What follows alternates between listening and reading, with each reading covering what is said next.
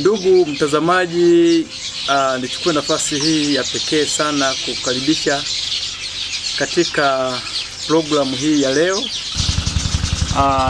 Mbele yako ni Cyprian Minaro. Niko hapa katika Jamhuri ya Watu wa Kenya, nikiwa nimesafiri kutoka kule nchini Tanzania kuonana na ndugu yetu Wycliffe. Tutakuwa katika programu mbalimbali za masomo tutakazozileta juu ya tabia ya Mungu. Nchini Tanzania, miongoni mwa baadhi ya Waadventista, hivi sasa kuna ujumbe wa tabia ya Mungu, na ndiyo neno kuu la mazungumzo. Na tunapozungumza ujumbe wa tabia ya Mungu, baadhi ya walio wengi kimsingi unamgusa Wycliffe, kwa sababu ndiye ambaye amekuwa mstari wa mbele, kama sio mtu wa kwanza. Yumkini wakawepo wengine, hatuwezi kujua. Lakini tunapozungumza juu ya mada hii au ujumbe huu wa tabia ya Mungu, kimsingi moja kwa moja unamzungumzia Wycliffe. Sasa tutakuwa hapa na mazungumzo pamoja na yeye yakihusu juu ya ujumbe wa tabia ya Mungu. Kama vile unavyojua, watu wengi bado wako na mengi ambayo wangehitaji kujifunza kutoka katika ujumbe huu. Wakiwepo wale ambao kwa namna moja au nyingine kuna mambo wangetamani kuyaelewa ambayo bado hawajayaelewa, lakini wakiwepo wengine ambao wamekuwa wakisikia tu, hawajapata fursa katika semina mbalimbali ambazo zimekuwa zikifanyika kule Songea na zingine ambazo amezifanya pale Dar es Salaam. Kwa hivyo usipoteze fursa hii ambayo tunayo hapa ya kujadili maswali mbalimbali yanayohusu ujumbe wa tabia ya Mungu. Brother Wycliffe, habari ya saizi? Nashukuru. Sawa. Mimi niko mzima. Amina, amina. Bwana yu mwema. Amina sana. Asante. Napenda nikupe nafasi kidogo usalimiane na msikilizaji, kisha tuweze kuendelea. Asante, nashukuru. Kwa watazamaji wa channel hizi za ndugu yetu Cyprian na wote ambao wataweza kupata ujumbe huu katika njia tofauti tofauti, ninawasalimia nyote, hamjambo, na kuwakaribisheni katika mazungumzo haya ambayo yatakuwa ya manufaa katika safari yetu ya Kristo. Kwa hiyo sina mengi, tutajifunza mengi tukiingia katika mazungumzo yetu. Na shukuru, huyu hapa ni ndugu Wycliffe kama ulivyomsikia. Brother Wycliffe na msikilizaji wetu, nuru ya tabia ya Mungu imegawa uelewa na kutengeneza uhitaji mwingi, hasa kule kwetu. Watu wanaomba kujua mambo mbalimbali juu ya tabia ya Mungu ambayo wapo mmoja mmoja wangependa kusaidiwa, lakini pia wapo wale ambao hawajapata bahati za kuhudhuria semina kadha wa kadha ambazo umekuwa ukifanya kule nchini Tanzania, mfano ya kule Songea na zile ambazo umefanya pale Dar es Salaam. Yako tu baadhi ya maswali ambayo ningependa tuweze kuanza nayo kama kipaumbele. Moja ni nini ushahidi wa tabia ya Mungu kama unavyoifundisha? Ushahidi kama ambavyo tabia ya Mungu inavyofundishwa na ndugu yetu Wycliffe, tunapata ushahidi gani wa kwamba hivyo ndivyo ilivyo? Kwa sababu imani bila kuwa na ushahidi basi inakuwa ni, tuseme nini, ni umizimu. Maana umizimu ndio unakwenda bila ushahidi. Mbili, Jehanamu na mwisho wa waovu. Watu wengi wanapenda sana kujua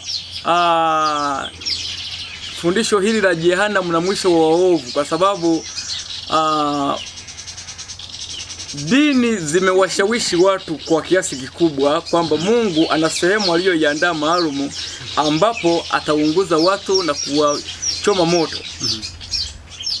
Na amefanikiwa. Ndivyo theolojia ambavyo imekuwa imeshika hatamu katika masikio ya watu wengi. Namba 3 na mwisho, dhambi ya Lucifer mbinguni. Watu wengi wanajua kwamba Lucifer aliasi kutoka mbinguni. Na lakini ni wachache ungewasimamisha ukawauliza dhambi ya Lucifer mbinguni ilikuwa ni nini? Wengi hawawezi kutoa maelezo kwamba Lucifer alivunja amri gani kati ya zile 10, kwa sababu maandiko yanasema kwamba katika Yohana waraka wa kwanza sura ya 3 aya ya 4 anasema kila atendaye dhambi afanye uasi, kwa kuwa dhambi ni uasi. Kiingereza anasema whoever commits sin commit also transgression. Anasema transgresses also the law. For sin is the transgression of the law. Hii imeeleza bayana kabisa ni uasi juu ya sheria au dhidi ya sheria. Sasa kama shetani aliasi sheria ya Mungu mbinguni, alivunja sheria, alivunja amri gani kati ya zile 10? Na alitenda dhambi juu ya nini na dhidi ya nani? Hayo ni maswali ambayo Wakristo wengi au wanadini wengi wanaoamini Biblia kwa kweli hawana ujasiri wa kuyajibu. Na tungependa katika mazungumzo yetu iwe miongoni mwa yale mambo ambayo tutaanza nayo. Sijajua namna utakavyoyaweka, lakini ni moja ya mambo ambayo watu wengi hawajui juu ya dhambi ambayo Lucifer alifanya. Sasa kwa hayo machache tuanzie hapo. Naam. Basi nashukuru ndugu Cyprian kwa utangulizi mzuri na maswali mazuri. Lakini ni vizuri ikiwa tutaweza kupata ombi kwanza. Sawa. Na baada ya hapo nitaweza kutoa utangulizi wa hoja ambazo zinaweza tusaidia kupata kuingia katika swali hili. Sawa. Ndiposa tuweze kuingia taratibu tu, lakini kwa hakika tuweze kupata mtazamo mpana ambao unaweza tusaidia katika kwa sasa imekuwa kama ni mgogoro, ndio, lakini inafaa isiwe ni mgogoro. Tutaeleza mengine labda zaidi ya hapo, lakini kwa sasa nikaribishe watazamaji tupate ombi tunapoingia katika somo hili kuu. Tupate ombi.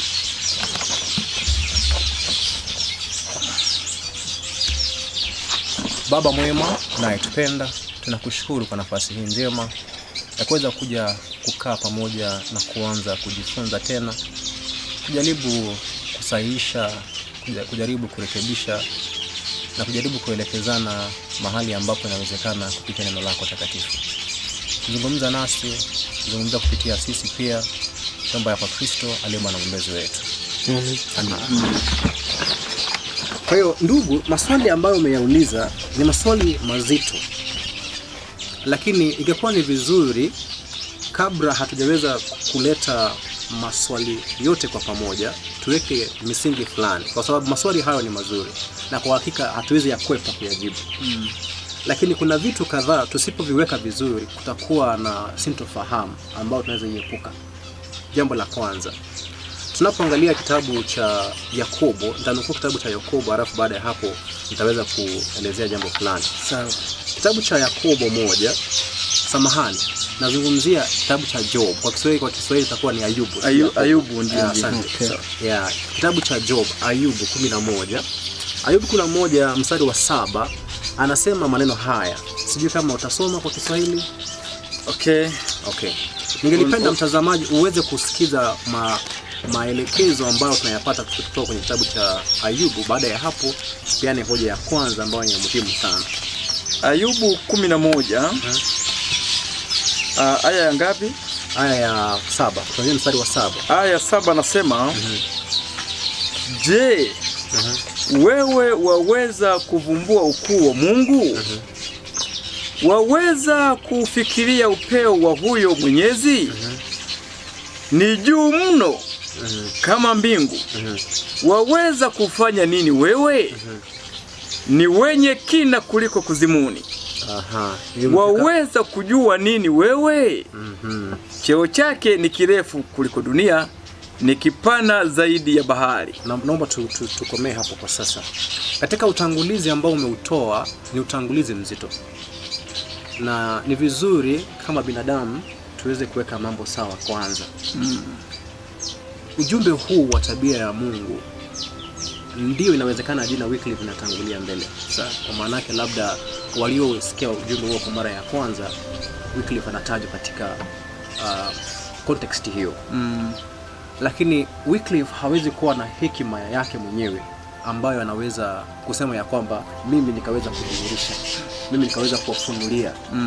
Tunapata hilo kwa sababu hatuwezi mtafuta Mungu tukamjua kwa kujitafutia sisi wenyewe, na hatuwezi kusema ya kwamba nina hekima fulani ya elimu, whether ni ya kidunia ama elimu ya ndoto ambayo naweza kuambia kwamba nikajua ya kwamba sasa hii ndio uhakika wa jambo.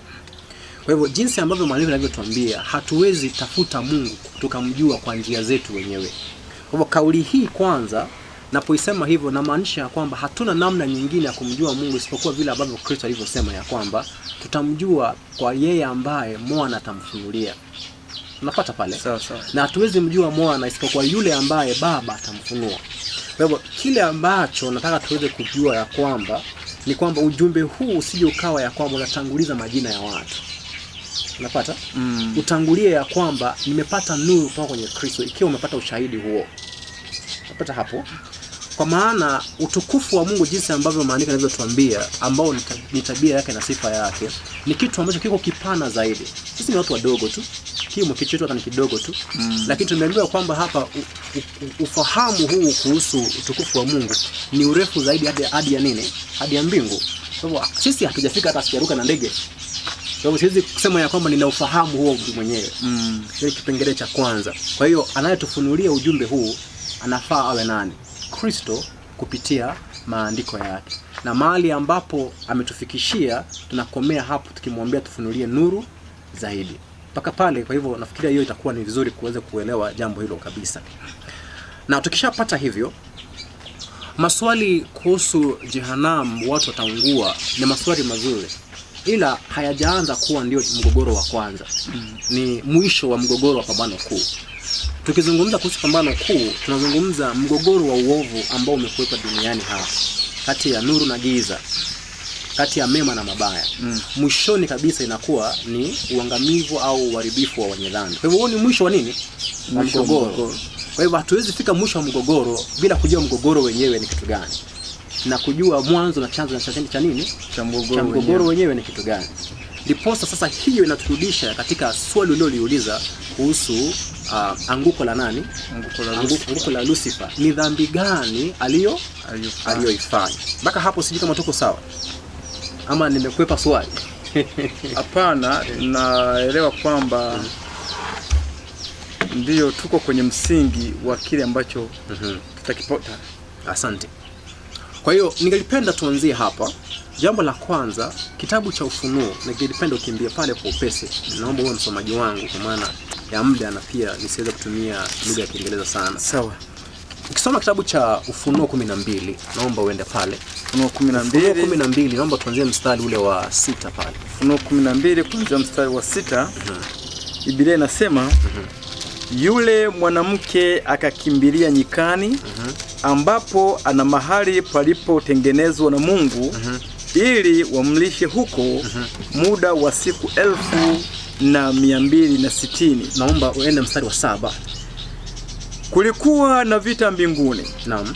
Mikaeli na malaika zake wakapigana na yule joka. Naam. Yule joka naye akapigana nao pamoja na malaika zake. Naam.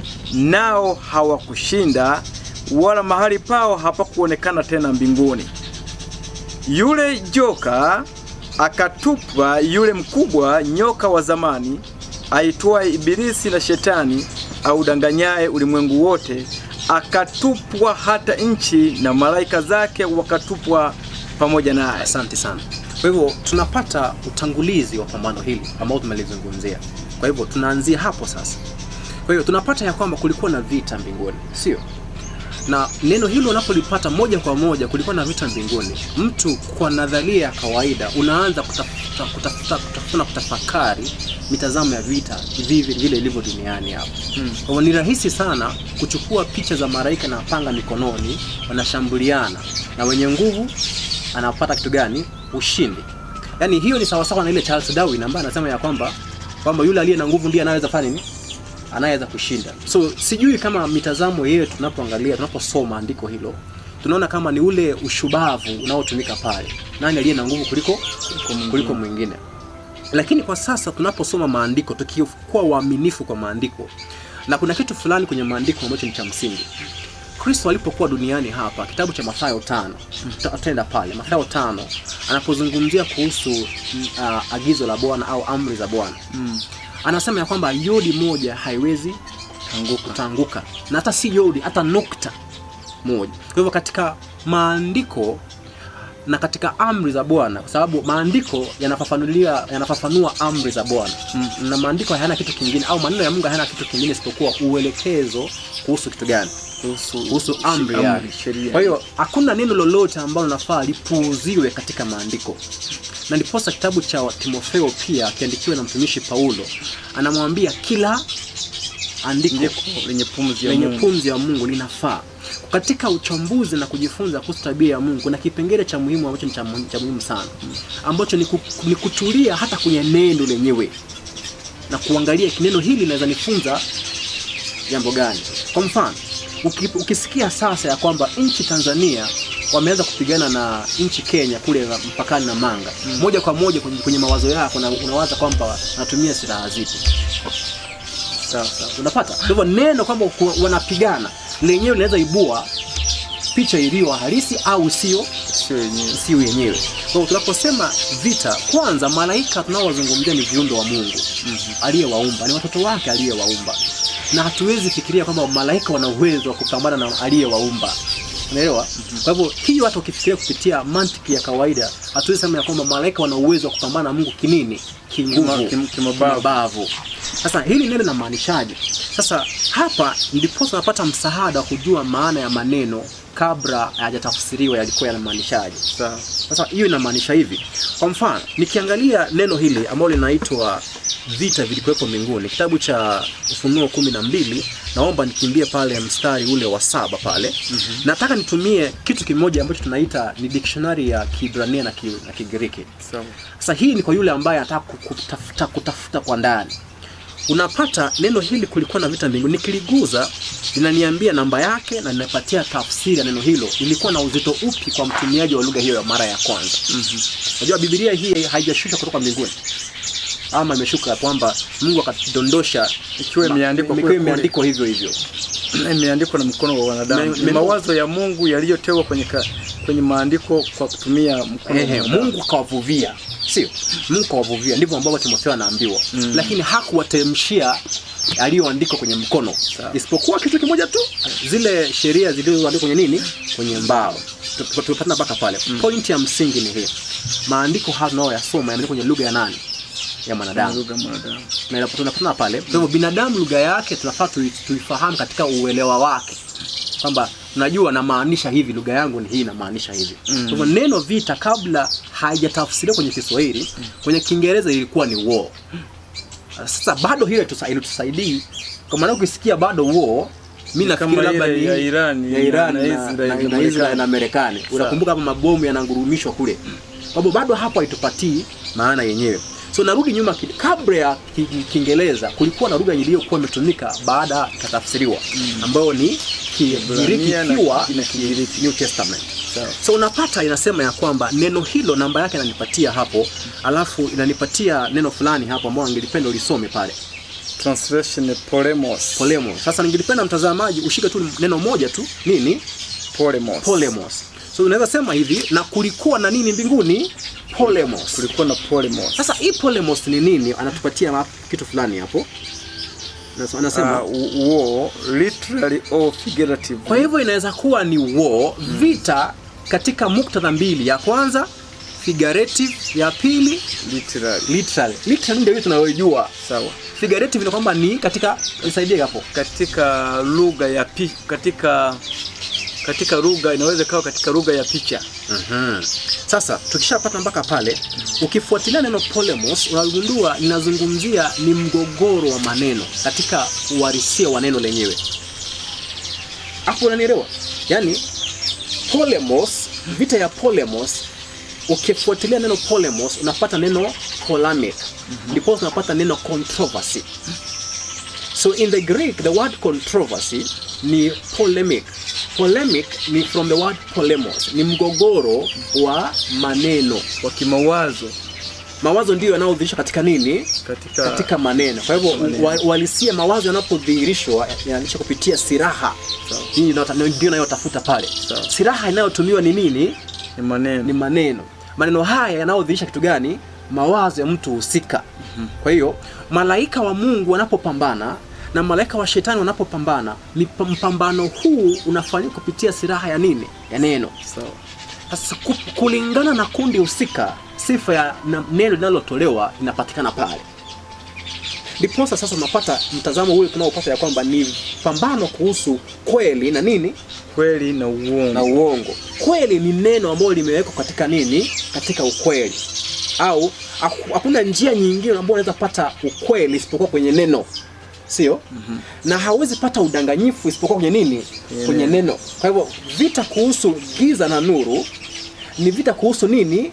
Maneno yaliyo katika ufalme wa nuru na maneno yaliyo katika ufalme wa nini? Ufalme wa giza. Sasa mpaka hapo tukishapatana hivyo, tukipata muda labda tunaweza kupekua kwa ndani tulifuatilia hilo neno. Sawa. Kwa hiyo msikilizaji wetu anapotusikiliza, katika kitabu cha Ufunuo tunaposoma kwamba kulikuwa na vita mbinguni, kimsingi uwanja wa mapambano haukuwa kama huu ambao sisi tunao katika ulimwengu wetu. Uwanja wa mapambano wa vita ile ya mbinguni ilikuwa ni katika ni uwanja wa kifikra. Vita hiyo ilipiganwa katika akili, kimawazo, kwa maneno, sio kwa misuli na mabavu. Naam. Hiyo ni point nzuri kuondoka nayo. Hiyo sahihi kabisa. Kwa hiyo tunapoingia baadaye kuanza kufuatilia pambano hili au mgogoro huu, utagundua sasa picha hii ya pambano inaanza kufanya kitu gani? Kufunguka katika mawazo yetu. Unapoenda kusoma kwenye vitabu vya kwa Waadventista, wana vitabu vya roho ya unabii au vilivyoandikwa na mama aliyevuviwa, wanamuita Ellen White, karamu ya uvuvio. So unapata ya kwamba unapofuatilia mazungumzo yalivyokuwa yanaendelea au unapopata vile alivyokuwa ameandika, unagundua yalikuwa ni mazungumzo kati ya malaika watakatifu na malaika waovu. Malaika waovu wanakuja wanawapatia waliokuwa waaminifu nini? Anawapatia waliokuwa waaminifu, anawapatia hoja zao. Na waliokuwa waaminifu nao wanakuja wanapatia wa malaika waovu nini? Hoja zao. Kwa hivyo ilikuwa ni mgogoro wa nini? Wa neno. Na uwanja huo ulikuwa unalenga nini? Akili. Naelewa. Niposa sasa katika somo ile tabia ya Mungu pia kuna uzito wa kuanza kuangalia mtazamo wa akili ya binadamu. Naelewa? Unajua wakati mwingi binadamu anaposikia kuhusu tabia ya Mungu, moja kwa moja tu anakimbia, anasema ya kwamba watu wanasema Mungu haui, watu wanasema hivi. Akili inafungika pale. Wanasema kuna jehanamu, wanasema kuna si nini, vitu kama hivyo. Ili hali somo hili ni pana. Naelewa? Kwa hivyo mgogoro ikiwa katika uwanja wa mgogoro ilikuwa ni akili ya binadamu, inafungua somo pana kuhusu akili ya binadamu. Mgogoro huu unafanyikaje? Unaelewa? Tukishapata pale, so ningelipenda turudi nyuma kidogo. Tulishapata ya kwamba shetani alikuwa mbinguni na kabla ya hapo alikuwa anaitwa Lucifer. Sio? Na maana ya Lucifer ni nini? Nafikiri watu wengi hii wanajua, wanasema ni the light bearer. The light bearer, mbeba nuru. Now, wakati ambapo tunasoma kitabu cha, hebu tukimbie pale. Sasa hii kwenye the light bearer kuna pia inaweza ikawa na controversy katika kuelewa. Light kimsingi sisi tunapozungumza tunaweza tukamaanisha neno la Mungu au tukamaanisha mwenge kama ile mianga inawaka, tukamaanisha hapo. Sawa. Kwa sababu ni mnao fulani anao anakuwa anachukua kama yule sanamu ile iliyoko pale Marekani, yule aliyebeba mwenge amenyanyua hivi. Yule naye anaitwa light bearer. Ila ukiangalia katika maandiko kitabu cha Zaburi natuambia neno lako ni taa Okay. Miguu yangu. Sawa. Unaelewa? Na unapozungumzia nuru katika muktadha, and by the way ni kitu kizuri by the way. Kwa sababu utakuja kugundua tunapoendelea na series hii kuhusu tabia ya Mungu, controversy ipo kwenye maneno. Unaelewa? Ipo kwenye maneno. Sasa wewe nikizungumza nuru umeshakimbilia yule mwanamke Malkia wa Amerika. Unaelewa? Hawa mwingine akafika robo yake nyumbani. Unapata? Mwingine ukimwambia moto yeye anashafikiria kupika ugali na sima. Au wali. Unaelewa? Kwa hivyo ni controversy ya maneno. Nafikiri ni point ya msingi sana kwamba unaposoma maneno yamebeba ujumbe. Kwa hivyo lazima upate kujua ujumbe husika uliokuwa nyuma ya neno ni nini. Tusikae pale sana. So tuli katika point ya msingi. Point ya msingi ni kwamba kulikuwa na vita mbinguni. Tushajua vita ilikuwa ni kuhusu polemic. Yaani hiyo ndio vita yenyewe. Ni vita vya mgogoro wa nini? Maneno. Mgogoro wa maneno. Point hiyo tunaweza iachia hapo kwa sasa. Nao tuende mbele kidogo. Tumeshajua silaha inayotumika ni nini? Ni neno. Kwa hivyo neno inategemea na mtumiaji, sio? Lakini bado hapo neno hili linahusu nini? Unahusu nani? Sio? Now, niposa hapo inanipeleka bado kwenye kitabu cha pale Ufunuo pale. Kimbia pale tena mtumishi. Ufunuo ndio niko hapo. Ukisoma kitabu cha Ufunuo, naomba tusome mstari wa 4. Nisomee mstari wa 4. Aya ya 4 inasema hivi. Na mkia wake wakokota theluthi ya nyota za mbinguni na kuziangusha katika nchi. Na yule joka akasimama mbele ya yule mwanamke aliye tayari kuzaa ili azaapo amle mtoto wake. Asante. Kwa hiyo tunapata mazungumzo haya katika kitabu cha Ufunuo 12. Kuna lugha ya kinabii ambayo inaenda mbele nyuma. Kwa mfano ukiangalia mstari wa 7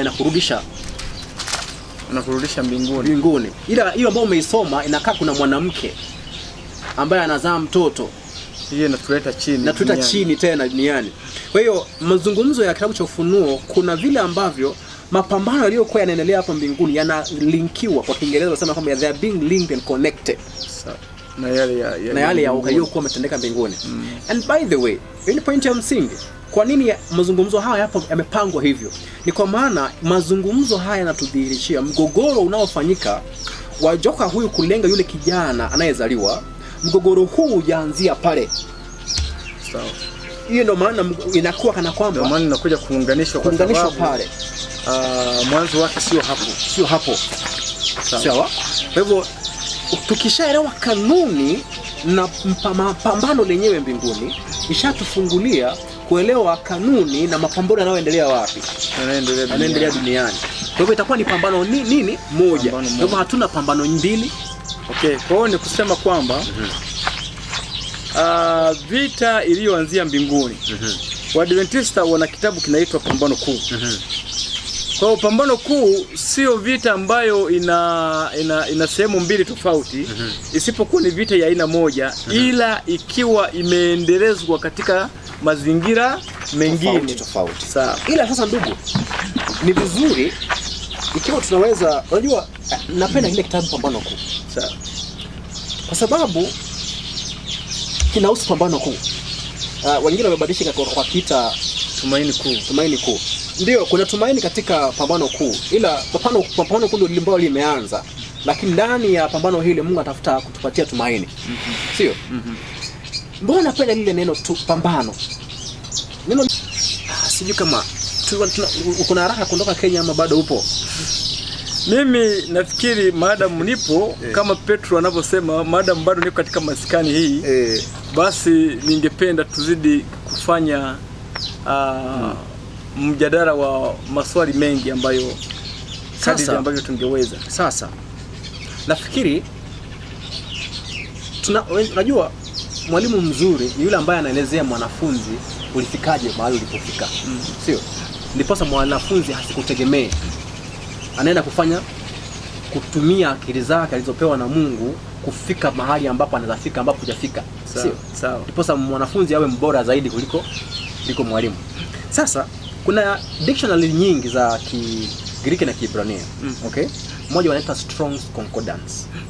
hiyo inakuwa kama sijui hii rangi ni mnaita rangi gani. Sasa unajua mimi mambo ya rangi sijui.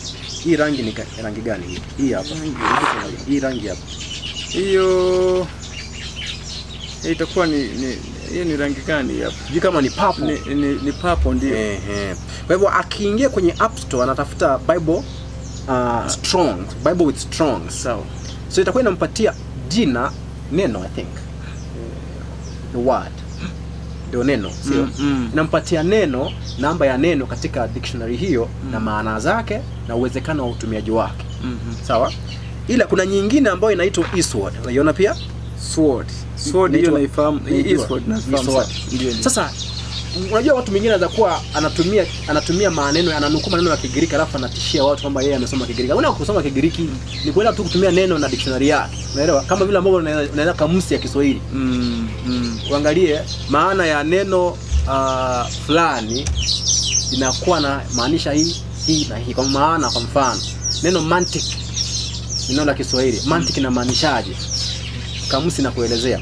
So hii nyingine inaitwa eSword, ndio sasa tutumie tena. Kule kwenye hiyo ya kwanza tulipata neno war means what? Polemos. Katuachia hapo tu.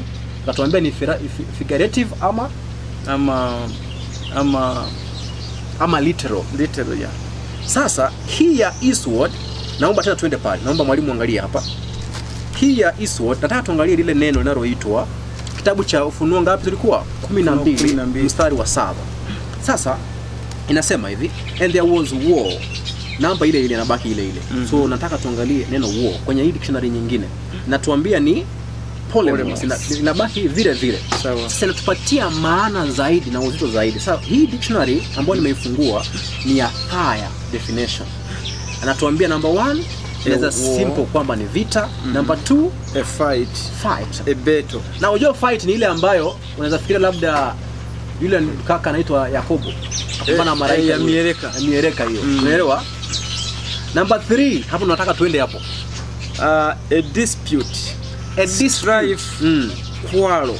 Na unaposikia quarrel na kuleta wazo gani sasa hapo? Ni hali ya kupishana kimaneno, kimitazamo. Unaelewa sasa hapo? Kwa hiyo neno polemos inaweza kuwa Miereka, inaweza kuwa ile ya Ukraine na Russia, lakini pia inaweza kuwa ni ya quarrel. Unaelewa? Sawa. Mama mkwe na binti wake wanagombana. Sawa. Sasa hapo hajabebeana panga. Silaha hapo ni nini? Ni maneno. Wanarushana nini? Cheche za nini? Za maneno. So hilo neno ndio hilo tunalotafuta pale. Sawa? So unaporudi nyuma sasa unapata kwamba malaika mbinguni walikuwa wanatumia nini? Vita vya mgogoro wa nini? Wa maneno. Dispute. Sasa hii dispute ni kuhusu nini na kuhusu nani? Unaelewa? Inabebwa kupitia kitu gani? Inaturudisha katika kitabu cha Ufunuo 12 ule mstari wa 4. Na pale unaposoma unabii, nyota kwenye Biblia inasimamia kitu gani? Inasimamia wale wanaoongoza wengine katika kutenda haki. Kwa mujibu wa Danieli 12. Na unaposoma kitabu cha Ufunuo 1, nyota pia inawakilisha kuwa malaika. Sio? Lakini pia malaika pia wanawakilisha kuwa wajumbe. Sawa. Sisi yuko sawa. Sawa. Kwa hiyo inaweza kuwa fungu la 4 mstari wa 12 kitabu cha Ufunuo inaweza kuwa na application mbili. Application ya kwanza inapozungumzia wajumbe waliokuwa duniani. Au inaweza kuzungumzia malaika halisi. Sawa? Kwa hivyo unaposoma kitabu cha Uriah Smith anapozungumzia a third kwamba aliangusha theluthi moja ya nini? Nyota. Pale anapofafanua anazungumza nyota ni wale waliokuwa viongozi wa Israeli. Israeli ilikuwa imepangwa katika nyanja 3 za uongozi. Kulikuwa na kuhani, kulikuwa na wafalme. Ya pili wazee. Ya tatu makuhani. Kwa hivyo ni ngapi? 3 kwa 3. Sawa? Sasa huyu tunayemzungumzia ni joka mwekundu ambaye anazungumzia hapa ni Warumi. Nchi ya Roma ndio ile msababisha Kristo. Unakumbuka hapo ne? Rumi ndiposa iweke utawala wake Israeli, ilichukua mamlaka ya kuteua mfalme. Ndiposa wafalme wanaotawala Israeli wakati ambapo Kristo yupo ni wafalme wa wapi? Wafalme waliochaguliwa na Warumi. Kwa hivyo wanabaki wangapi? Wanabaki wawili. Kwa hivyo mmoja juu ya 3 kafanya kitu gani? kaangushwa. Unaelewa? Sawa. Mpaka hapa tumepata vizuri. Sawa. Kwa hivyo hiyo ni application ya kwanza kwamba Roma iliangusha utawala katika nyanja ya kwanza ya Israeli. Wakachukua wafalme wakaachia Israeli nini? Makuhani na nini? Na wazee. Utapata akina Caiaphas. Unaelewa? Lakini application ya pili ambayo inaitwa secondary application ni ile ambayo sasa hapa tunapozungumzia malaika wabaki kuwa nini? Malaika. Ndipo tuunganishe kamba hiyo ya mstari wa 4 na ile kamba ya mstari wa 7. Vita wapi? Vita mbinguni. Tunajua shetani alipotoka mbinguni hakutoka pekee. Alitoka yeye hapa nimetumia lugha ya makusudi. Hakufukuzwa, nimetumia lugha makusudi. Alipotoka mbinguni. Ila najua kuna wala wanaoamini ya kwamba alikamatwa na 1, 2, 3 akapingirishwa huko duniani. Ila nabii anatuambia hii kufanyika hivyo. Kwa maana yake tunaambia kwamba angeweza kuwafanya kama anayetupa kajiwe. Religion has convinced people. Ndivyo kwamba ilivyotokea, na unakuta kuna picha zimechorwa ziko kwenye vitabu vyetu hata zingine vya imani. Shetani inaonekana sasa, kuna picha hapa inaonekana ni malaika na mabawa yuko anapeperuka akiwa angani kuja duniani.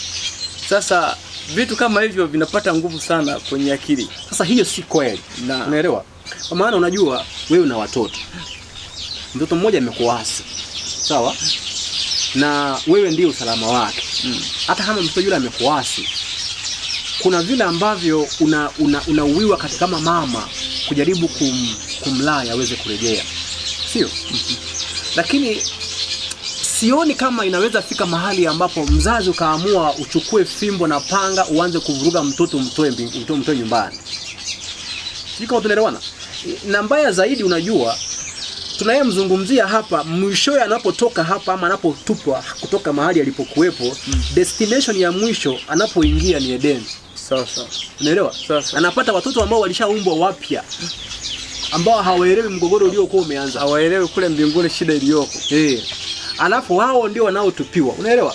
Baba na mama wameshindwa kudhibiti jangili fulani, amewashinda huko. Ni sawa na haiji pale kimsingi. Vinginevyo Adamu angekuwa na sehemu kubwa ya kumlaumu Mungu. Kwa sababu kama jitu hilo umeliumba wewe mwenyewe na limekuwa sugu, limekushinda, mimi niliye mnyonge kabisa, unaponiletea dude kama hilo unakuwa una maana gani? Unaona? Kwa hiyo ni ngumu. Kwa hiyo ni vizuri kuunganisha hiyo point ya kwamba ndio tunaposema kwamba wakatupwa, tuunganishe na nukuu na kanuni za Bwana anapofanya kazi zake na utaratibu wake. Kwa mfano, tulisema ya kwamba kila neno lina uzito, sio? Kwa hivyo kwenye Ufunuo hapa tumepata kwamba walitupwa, sio? Hata nchi. Unaelewa? Kwa hivyo kuna ile neno tuliwekea uzito wake. Sawa. Walifanya nini? Walitupwa. Kwa hivyo wewe fikiria vile ulivyochukua sufuria kaosha, ukachukua hiyo uchafu kafanya nini? Ukatupa. Hivyo ndivyo alivyotupa Mungu ama sivyo? Unaelewa? Lakini kabla haujasema ndio au hapana, tusome andiko lingine. Sawa? Kitabu cha Yuda. Kitabu cha Yuda. Chapter 1, inakuwa chapter 1, sio? Naomba tusome ule mstari ule wa 6. Okay. Yuda 1 aya ile ya 6.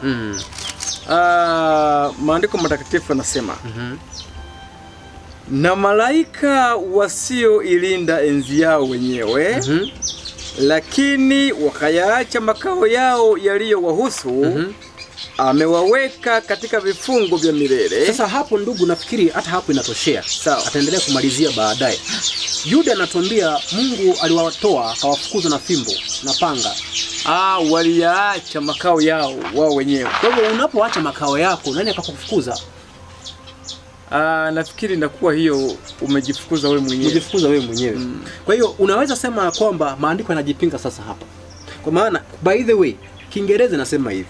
Hebu tusome hapa. Nasema and the angels which kept not their first estate. Sawa? Which kept not. Sawa.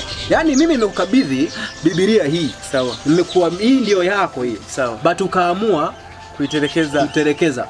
Sawa. Sasa hii Biblia umeipoteza. Sawa? Mimi niliyekupa Biblia hii unanilaumu kwa nini? Hapana. Ninaingilia wapi? Hapana. Na baada ya hapo inaendelea mbele inasema hivi, but left their own but left their own, hebu nisome, but left their own habitation. Waliacha au walitelekeza yani. Left. Sasa unapotoka, umetoka kwa hiari. Umeamua kuacha makao uliyoyapewa. Unapata? Kwa hivyo Lucifer na malaika zake tunapata picha mbili hapa. Moja walitoka. Nyingine wakatupwa. Tuchukue gani? Lazima kupime uelewa kwa sababu katika lile fungu la kwanza la kutupa hoja ya kwanza inakuja kwamba Mungu angeonekana sio mtu anayemjali Adam. Kwa sababu kumletea mtu ambaye ni sugu waliyeshindana huko kumleta wapi? Huko duniani. Hiyo ya kwanza. Lakini ya pili maandiko yanasema hivi, alishushwa mpaka kuzimu. Sawa? Sasa kuzimu ni mahala ambapo pana uharibifu. Na wakati huo shetani anakuja duniani kulikuwa kuna uharibifu duniani. Dunia ilikuwa iko safi. Kwa hiyo kama alitupwa kuzimu na duniani wakati ule haikuwa kuzimu, then lazima kuwe ni sio kwa logic ya kutupwa Eden kwa wakati ule. Lazima tutafute mahala pengine panapostahili kuchukua hadhi hiyo ya kuzimu. Wazo limekuja katika mawazo yangu. Sawa, nikafikiri kuna kitu nataka tufikirie hapa. Hivi kwa nini Mungu kwenye hekima yake akatuachia njia panda hapa?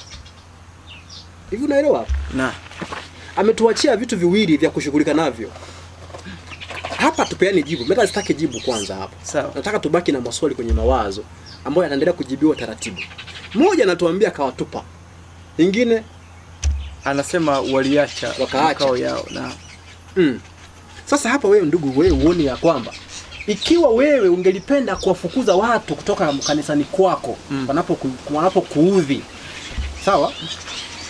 Ungechagua gani ya kuambatana na Mungu naye muabudu kati ya hizi mbili? Mungu anayetupa anakuwa sio mzuri zaidi, ni nafuu. Naomba turudi nyuma kidogo. Ikiwa mimi ninatamani watu wanaponiudhi ninawashughulikia, ninawacharaza na fimbo na nyaunyo na waondoa mijeredi, ninawatupa kwendeni kule, hiyo ndio tabia yangu, sio? Kati ya Mungu anayechukua malaika na kuwatupa na yule anayewaacha watoke wanavyotaka kutoka, unachukua sifa na tabia ya Mungu upi? Inategemea katika fikra ya mwanadamu na moyo wa mwanadamu unao wenye nia ya kulipiza na kuumiza. Ungechagua ile ya kutupa. Point ni hiyo. Lakini katika fikra ya spirit ile kama ya Yesu na Yuda, ungechagua ile ya kuwaacha wenyewe. Na ndivyo Kristo alivyofanya pia. Sasa unajua hiyo ndio point. Kabla tujaisanctify, kwamba katika roho ya Kristo mimi nitawaacha tu. Unaelewa? Katika hali ya halisia jinsi tulivyo, tutachukuana kwa urahisi na hali yetu, kwamba yule anayeingiana na sisi tulivyo, tunachukua picha hiyo kwa urahisi. Yaani ndio maana yake hauwezi kaa chini ukaweza kufikiri mara mbili. Unaichukua moja kwa una credit kwenye uelewa ulio nao. Yaani ndiposa hii ya Yuda haina uzito katika masomo yetu. Inaokuwa na uzito ni ile ya kutupa. Unaelewa? Hii inamaanisha hivi, katika mgogoro wa tabia ya Mungu mwisho utakuja kugundua kabisa kanuni muhimu zaidi ni kuhusu tabia yangu. Unaelewa? Kwamba ninavyomtamani Mungu awe au ninavyomuabudu kwa asilimia kubwa ni jinsi nilivyo. Yaani tunampasivu Mungu katika tabia zetu. Yaani tunamfunika Mungu na zile tabia zetu. Kwa maana itakufanya uwe comfortable naye. Sawa. Ile huyu ambaye anawaruhusu watoke kwa maana wataka kutoka, atakufanya uhisi hatia unapofukuza watoto kutoka nyumbani, anapokataa kufanya matengenezo, au watu wengine unaotofautiana nao. Unaelewa? Kuweka uadui nao. Kwa hivyo itakufanya wewe kwa urahisi uweze kuchukuliana na Mungu kulingana na tafsiri ulionao kwenye maakili kwa sababu ya asili tulionayo. Kwa hivyo kadri Mungu tunayemwabudu alivyo mkatili ni udhihirisho wa ukatili ulio ndani yetu. Sawa. hiyo ni hoja nzito sana. Ikiwa tunaweza isahihisha kwenye maandiko na kwenye principles za kweli kwamba yule unayemwabudu na tabia yake inakuwa ni kioo cha tabia yako au tabia unayoipenda kuienzi. Mpaka pale tumepatana. Sawa. Kwa hiyo hii tabia, kwa mfano, unakuta viongozi wa dini na watu wengine ambao wanamcha Mungu kimsingi.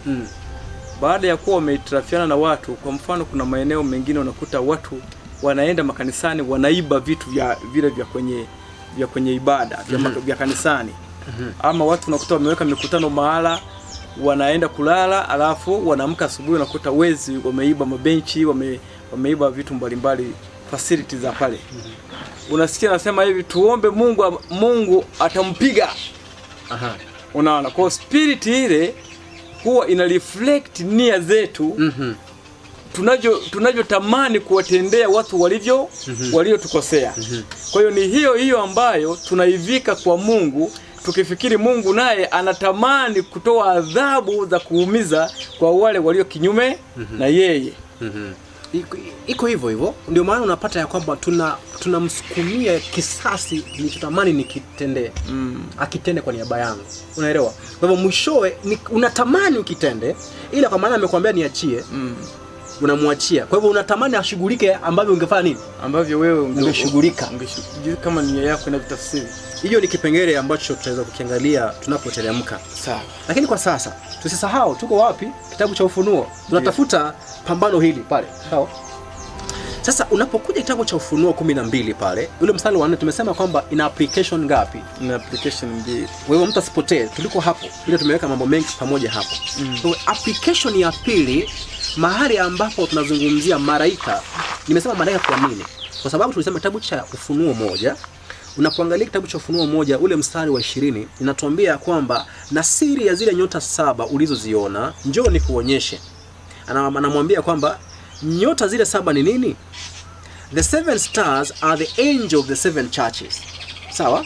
Kwamba zile nyota 7 ni malaika wa kanisa ngapi? Ni malaika wa makanisa yale 7. Sasa Mungu amekuwa akitumia malaika katika kazi ya utendaji ya hapa duniani.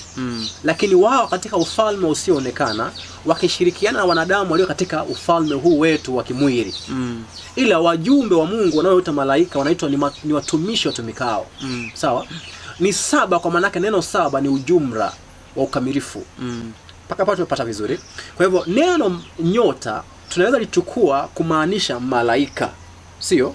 Sawa. Kwa hivyo mbinguni ndiposa tupate theluthi moja ya malaika wanapoanguka, tunapata shetani katumia silaha inayoitwa nini? Mkia. Sawa? Hiyo ndio silaha aliyoitumia. Yaani kwa kifupi alitumia mkia. Ndio maana malaika anatuambia akakokota theluthi kutumia nini? Mkia. Kwa hivyo mkia ndio silaha. Sasa unajua watu ambao ni makafiri wamemchora, sijui kama ni makafiri ama ni Wakristo pia, wamemchora shetani akiwa na pembe kucha ndefu, elewa, na kwato. Na shetani anapenda hizo. Kwa maana unajua utaiona malaika naye kaa hivyo. Kwa maana unajua tunayemzungumzia Lucifer, mbeba nuru, ambaye tumetoa nuru ni kweli. Alikuwa ni malaika, sio? Kwa Mungu angeumba malaika ambaye anatishia vile tunavyomwona kwenye sinema. Ambaye yuko na kwato, ambaye yuko na pembe na macho mekundu. Kwa hivyo huo ni mfumo wa somo la fumbo. Sawa? Kwa hivyo anapotumia neno mkia, basi lazima tutafute maana ya neno mkia. Sasa wajua maandiko yanatuambia kitabu cha Petro ya kwamba hauwezi tafsiri Biblia kwenye maneno yako ya kisiri kama vile apendavyo mtu fulani. Unajua mimi naona ya kwamba huu mkia unasimamia hii. Unaelewa? Sasa kitabu cha Isaya unapokimbia pale, hiyo utaisoma. Ni muhimu sana. Kitabu cha Isaya 9:15 inasemaje? Isaya 9:15. Basi tunakimbia pale haraka. Anasema hivi.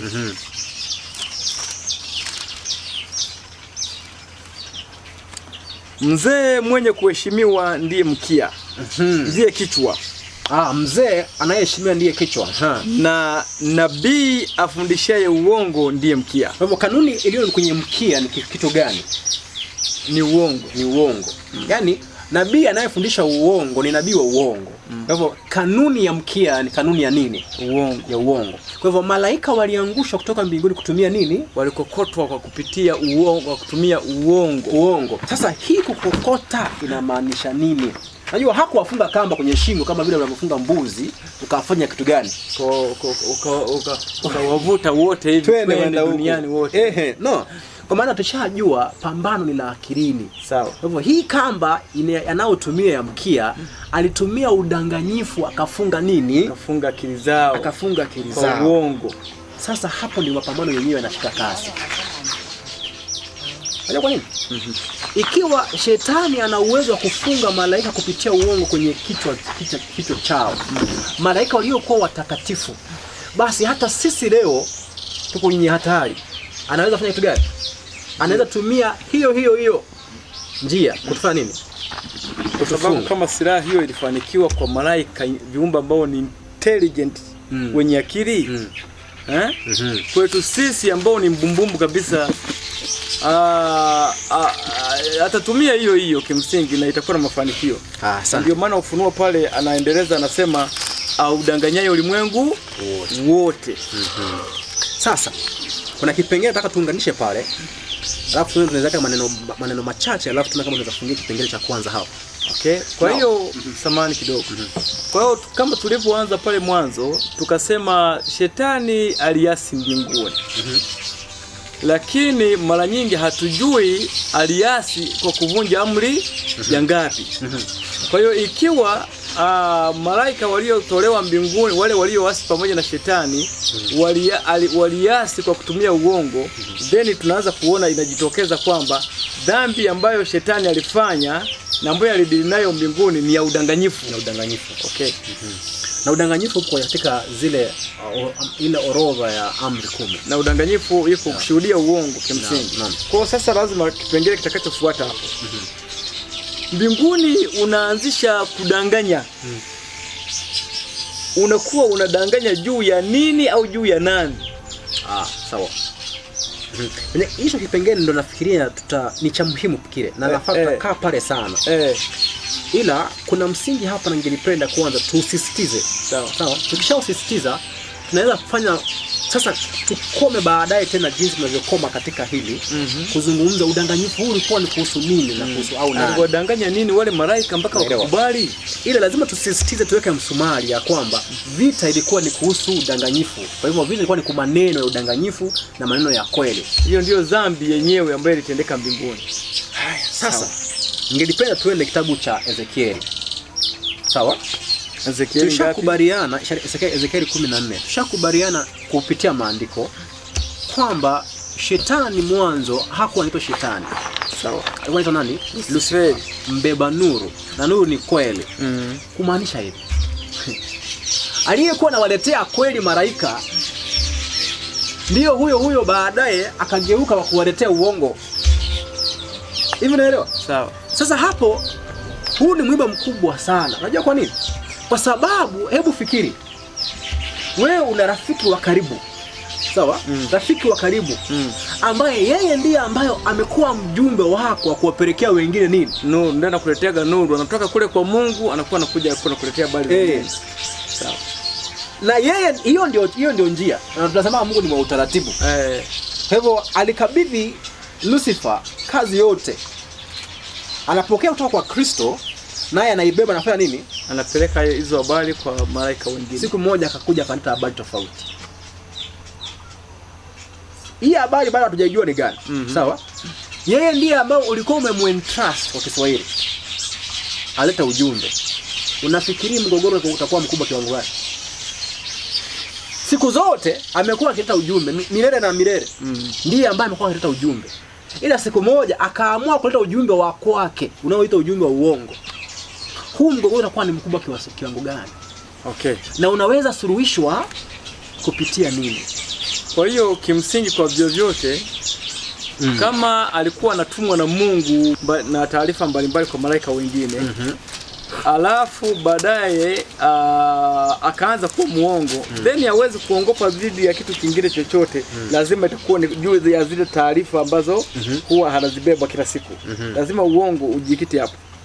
Sasa kile ambacho nilikuwa nataka tupate pale Ezekieli, difuata kwenye Ezekieli. Mtazamaji nataka aelewe kitu fulani hapa, kwamba mpambano kuu ilikuwa ni kitu ambacho ni mzigo ukishughulikia. Na niposa tunapata ni kwa urahisi malaika kuchukuliwa na udanganyifu wa shetani. Maana yeye ndiye anayeleta ujumbe mwanzo, na wamekuwa wakimwamini wakitimiza makusudi anayowaletea kutoka kwa Mungu. Kwa hivyo anapogeuka siku moja, ilikuwa tunasema ni mtihani wa kuweza kuamua, je, haya ni kweli au si kweli, ila haikuwa ni kitu rahisi. Sasa kitabu cha Ezekieli, nilikuwa nimekosea, ni kitabu cha Ezekieli 28. Pale kuna kipengele kimoja ninachokitafuta. Kwa yule ambaye hafahamu, Ezekieli katika unabii wake anapeana historia ya uanguko wa shetani, na anatumia kupitia fumbo la mfalme anaitwa Tiro. Hapo ndipo mstari wa 14 unapata jina linaloitwa malaika kerubi afunikae. Sawa? Wewe ulikuwa kerubi mwenye kutiwa mafuta. Naam. Afunikae. Naam. Nami nalikuweka hata ukawa juu ya mlima mtakatifu wa Mungu. Umetembea huko na huko kati ya mawe ya moto. Na pointi ya kwanza, malaika afunikae. Pointi hii inatukumbusha picha ile ya ukaribu ambao kuna malaika wanaokaribia kiti cha enzi. Kwa hiyo wanapokuwa karibu pale, katika picha ya taswira ya mawazo, mwanga unaotoka katika kiti cha enzi unapitia kwao kwanza, unapoenda kwenye malaika wengine. Ila mwanga ule ni kiashiria cha nuru, au katika njia nyingine cha maneno au kweli. Wao ndio wanaopokea, alafu wanafanya kitu gani? Wanapelekea wengine. Sawa? Ile cha msingi ambayo ndio tuweze kupata pale, ambayo itakuwa ni mtihani fulani tunauacha wakiendelea kutafakari, ama tukiutafakari, tunapata alikuwa anatembea katika mawe ya moto. Sasa moto huu unaozungumzia hapa, mbona wako mchoma? Unapata? Huo ni mtihani wa kufikiri. Alikuwa anatembea katika mawe ya moto, ila moto huo kumchoma. Tusikae pale sana. Baada ya hapo, naomba kimbia mstari wa 16. Kwa wingi wa uchuuzi wako, hapo sasa, watu walikujaza udhalimu ndani yako. Komea hapo. Sawa. Sentensi hiyo, kipengele ambacho nilikuwa nataka tuangalie pale, shetani amejazwa udhalimu kupitia kitu fulani, kupitia uchuuzi. Unajua hivi ndio kuna watu ambao huwa wanajiuliza maswali. Hivi shetani alitoka wapi? Hivi Mungu alimuumba shetani? Kwa nini Mungu alimuumba shetani? Unaelewa? Kwa hiyo tunapata hapa, in fact, unapoangalia kitabu hicho 12 pale, anasema alikuwa mkamilifu tangu nini? Hiyo ni 12 pale. Kwa mwanzo wa kuumbwa kwake. Thou sealest up the sum, full of wisdom, perfect in beauty. Alikuwa ni mkamilifu katika nini? Katika uzuri. Sawa? Na 15 anasema thou was perfect. Wewe ulikuwa nini? Mkamilifu. In thy ways, katika njia zako. Sawa? Na katika maandiko njia ni mawazo, matendo ya mtu. Kwa hivyo katika matendo yake alikuwa nini? Mkamilifu. From the day that thou was created. Mungu hakuumba kiumbe aliyekuwa amejaa dhuluma. Mungu hakuumba malaika aliyekuwa amejaa uongo. Aliumba kiumbe aliyekuwa nini? Mkamilifu. Sasa ni vipi aliyekuwa mkamilifu akageuka akawa mtu muovu? Tumeambiwa hiyo sana, tunatafuta hapo 16. Kupitia wingi wa nini? Wa uchuuzi. Umefanya kitu gani? Umejaza nini? Umejaza udhalimu. Umeujaza nini? Hebu soma pale. Kwa wingi wa uchuuzi wako watu walikujaza udhalimu ndani yako. Nawe umetenda dhambi, kwa sababu hiyo nimekutoa kwa nguvu katika mlima wa Mungu. Kama kitu kilicho najisi, nami nimekuangamiza. Ewe kerubi ufunikae. Naomba uangalie kitabu cha Ezekieli 28 mstari wa 16. kupitia multitude, wingi wa uchuuzi. Hilo neno uchuuzi. Hata before uende hapo, hebu kwa sasa, kwa mfano tuulize mtu, uchuuzi unamaanishaje? Uchuuzi au mchuuzi au wachuuzi ni wale ambao wanatembeza vitu, bidhaa. Komea hapo. Kwa hivyo ni mtu anatembea akifanya kitu gani? Akifanya kuuzia watu bidhaa. Unajua Kiingereza na ili kuuza lazima yani kwa namna kama ya ushawishi, namna fulani. Haya, sawa. Kwa hivyo lazima utumie lugha tamu. Lazima awe na maneno mazuri na kuita jamani wale wenye nini? Wale leo. Kazi ya shetani ni moja. Yeye ni mchuuzi wa uongo. Yeye ni mtembezaji wa uongo. Na hasa hiyo sentence ni nzito. Akai angoje ukuje kutafuta uongo. Anatafuta kuuza. Kristo akamuita baba wa nini? Baba wa uongo. Baba wa uongo. Kitabu cha Yohana 8:44. Yeye ni baba wa uongo. Na baba ni kumaanisha yeye ndiye mchanzo au mzalishaji. Lakini hazalishi wenye factory akaiachia huko. Anaanza kutembea akifanya kitu gani? Anatembeza, anachuuza. Kwa hiyo tunapata pambano kuu mbinguni linapoanza. Shetani alianza kutembea katika makao ya malaika. Akianza kuuza hoja zake za udanganyifu. Kwa hivyo hivi ndivyo ambavyo malaika waliokuwa watakatifu mwishoni wanapokea uongo wa shetani, wanaupokea kama kweli, wanaufanyia kazi kama kweli, baadaye wanakuwa malaika zake. Hajaumba malaika wowote.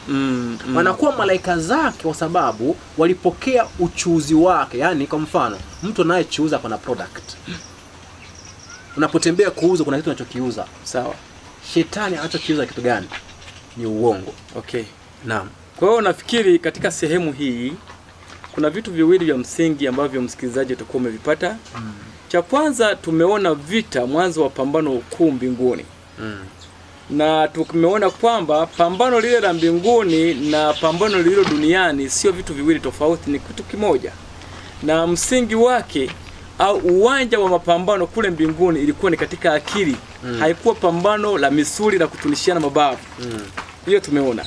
Lakini katika kipengele kile cha ni dhambi gani ambayo shetani alifanya, tumeona kwamba shetani alifanya dhambi ya uongo. Kwa hiyo katika zile hoja, ile dispute tuliyoiona ya migogoro ya kimawazo na maneno, ni katika uongo ambao shetani alikuwa tayari ameutumbukiza katika mawazo ya viumbe watakatifu wa mbinguni. Sasa tukiwa hapo tunafunga hivyo ndio vitu vya msingi tunavyoondoka navyo hapo. Sasa tunakuja kipengele hiki.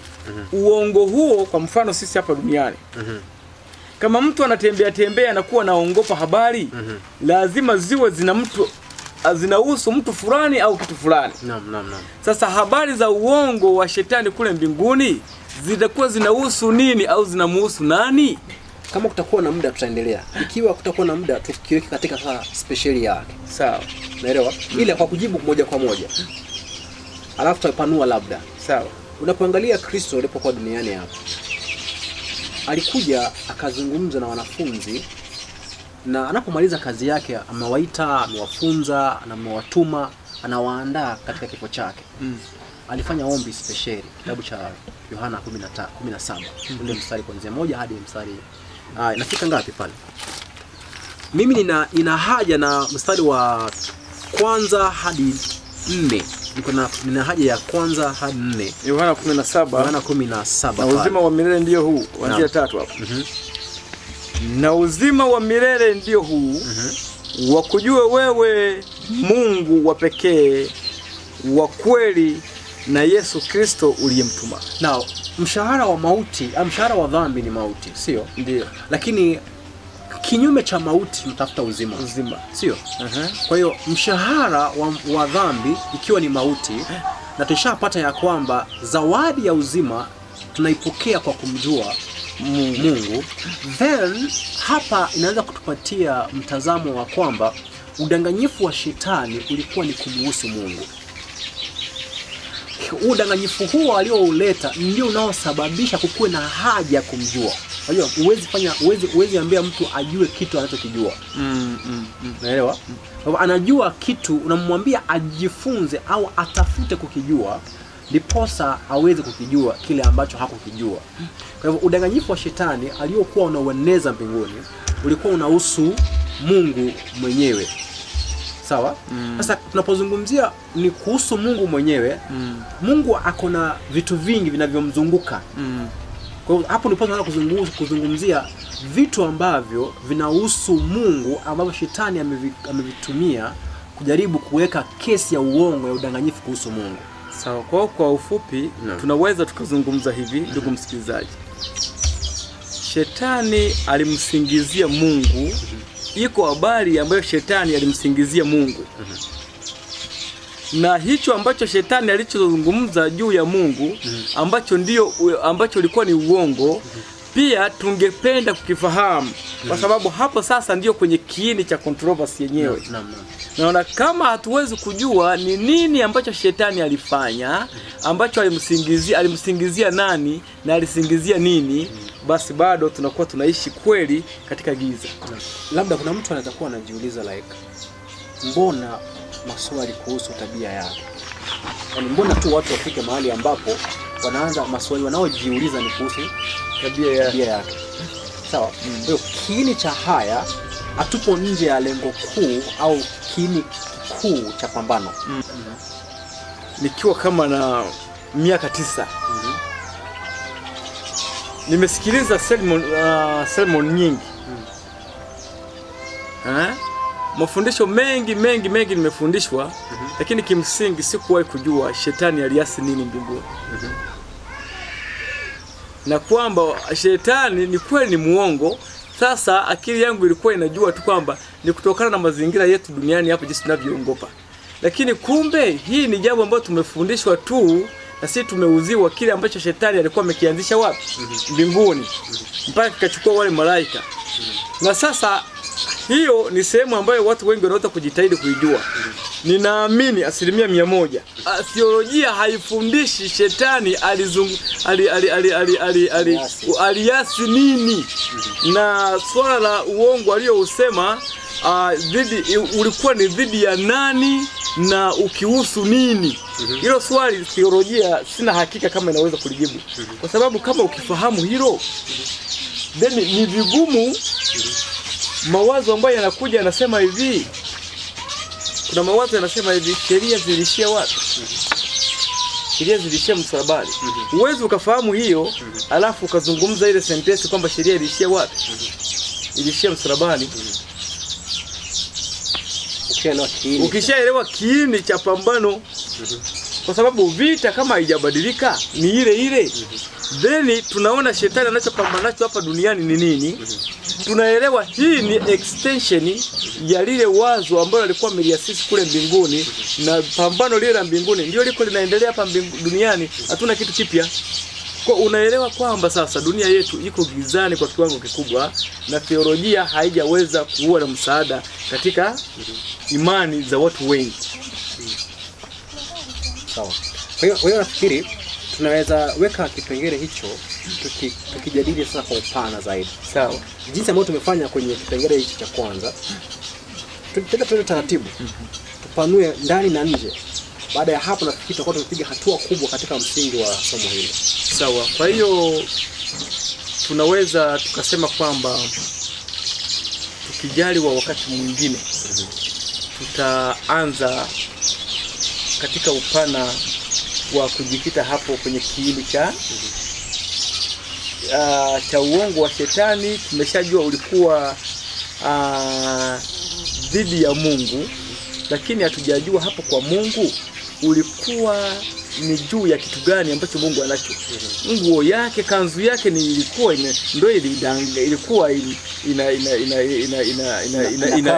inakaa vibaya, inadanganywa, au alidanganya watu kuhusiana na nini hasa kuhusu Mungu, chai anayokunywaga au ni kitu gani?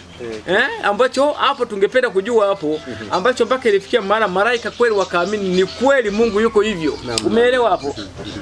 Hiyo kwa hiyo itatusaidia tuweze kujua kwamba Shetani kile alichomfanyia Mungu ni 1, 2. Kwa hiyo tunapohitimisha, ndio maana tulipoanzia ni muhimu kwamba hatuwezi kutumia akili zetu tukamtafuta. Sawa. Hatuwezi kutumia desturi zetu za kibinadamu tukamtafuta. Kwa maana kama sisi wenyewe tumeshaingishwa kwenye pambano lenyewe. Kwa hivyo akili zetu tayari zishafungwa. Kwa hivyo tukitumia akili zetu zenyewe kumtafuta, kumjua, tutanguka pale pale shimo lile lile. Maana mkia ulishafanya kazi. Kwa hiyo hapa inabidi yeye atumie njia zake kujidhihirisha kwetu. Atudhihirishie kile alicho au yeye ni nani, na atupatie majibu mwenyewe kuhusu pambano. Unaelewa? Kwa hiyo sisi wenyewe duniani hapa kama wanadamu, mawazo yetu sisi kama wanadamu hatufai kuenda moja kwa moja na kuanza kuyatumia tunapoanza kuhusu kesi ya Mungu na hoja inayohusu chochote kumhusu yeye. Kama utagundua tunavyowaza na pattern ya matendo yetu yote inafanya kazi kulingana tulivyowakaa wired. Jinsi ambao wired zimekuwa kwenye akili. Unaelewa? Za kamba za shetani. Kwa hiyo moja kwa moja msomaji mmoja akasema ya kwamba Kristo alipokuwa duniani hapa, nafikiri itakuwa ndio point yangu ya mwisho. Alipokuwa duniani hapa, alipokuwa na wadhihirishia Wayahudi kuhusu Mungu. Yaani aliwageuza kana kwamba walipokuwa naangalia kusini, yaani walichodhihirishia kilikuwa wapi? Kilikuwa kiko kaskazini. Kiko kaskazini. Kwa hivyo wakati mwingi tunaweza kuwa tunafikiri tumefika kumjua, ila bado kabisa. Kwa hivyo ikiwa utukufu wa Mungu ni kama miare ya jua inavyoongeza, kwa hivyo bado hatujafika, na Mungu aweze kutubariki. Amina. Leo asubuhi nilikuwa ninasoma kitabu cha Yohana pale kisimani kwenye ile sura ya 4. Kristo anamwambia yule mama, na nikajiuliza kwa nini aliongea hivi, kwa sababu unaona ile ni sentensi ya Maxwell. Anamwambia hivi, naomba maji, kama ungejua unayezungumza naye ni nani, ungempatia maji anywe, na yeye angekupatia maji ya uzima, na usingeona kiu tena. Yule mama anasema hivi, yako wapi hayo maji unipatie ili nisije hapa tena kuteka. Umeelewa hapo? Kwa unaelewa understanding ya Yesu katika maji anayozungumzia kumpatia mama ni tofauti, lakini understanding ya yule mama pia ni iko nini? Tofauti. Kwa hiyo hapa kuna mgongano wa mawazo. Ni nani ataama kutoka kwenye mawazo aliyo nayo kuingia kwenye mawazo mengine? Unaona? Kwa hiyo unagundua kwamba Kristo anachotafuta kuja duniani, anakuja kutuhamisha sisi kutoka kwenye mawazo tuliyoingizwa, ambayo tuliko nayo, tuliyofungwa nayo, kuingia kwenye mawazo ya nani? Kwenye mawazo ya Kristo, kwenye mawazo ya Mungu. Ndio maana anawaambia wakati fulani, jilindeni na chachu ya Mafarisayo. Lakini wao wanasema nini? Kwa sababu atachukua ile mikate. Umeelewa? Kwa hiyo maisha yote ya Kristo na wanafunzi ni maisha ambayo kimsingi ni asintofahamu. Hawawezi kumuelewa. Wakati mwingine unajiuliza kwa nini Yesu anaongea na ili hali anajua kabisa kwamba sentensi hii hawataelewa. Anaitumia tu. Na lazima anaendelea kuitumia tu. Ni kwa sababu amekuja kumtoa mwanadamu kwenye mawazo yaliyomfunga, ampeleke katika uelewa mwingine. Sasa kama hayo ya maji tu tuweze kuelewa maji ya uzima, then ndiyo pale anapozungumza anasema hivi, wakujue wewe Baba, Mungu wa kweli na wa pekee, na Yesu Kristo aliyemtuma. Kwa hiyo kumbe sio tu zile sentensi hatuelewi, hata Mungu pia hatumjui. Kwa hiyo ndio hapo ambapo Wayahudi wanapokuja kumuona Yesu wanapooperate, wanaanza kuona kwamba mbona huyu yuko kinyume kabisa na utaratibu. Kumbe ni wao ambao wako kinyume na wanawakilisha jamii yote ya ubinadamu unaokaa duniani, uko kinyume na uelewa wa Mungu. Bwana aweze kukubariki msikilizaji. Niombe kwamba huu ni mwanzo tu. Tumeeleza hoja nzito hapa na ambazo tutashughulika nazo, na kama tutamaliza series hii na ndugu yetu Wycliffe, na wewe kama mwaminifu kufuatilia, basi bila shaka utakuwa mwalimu kwa wengine.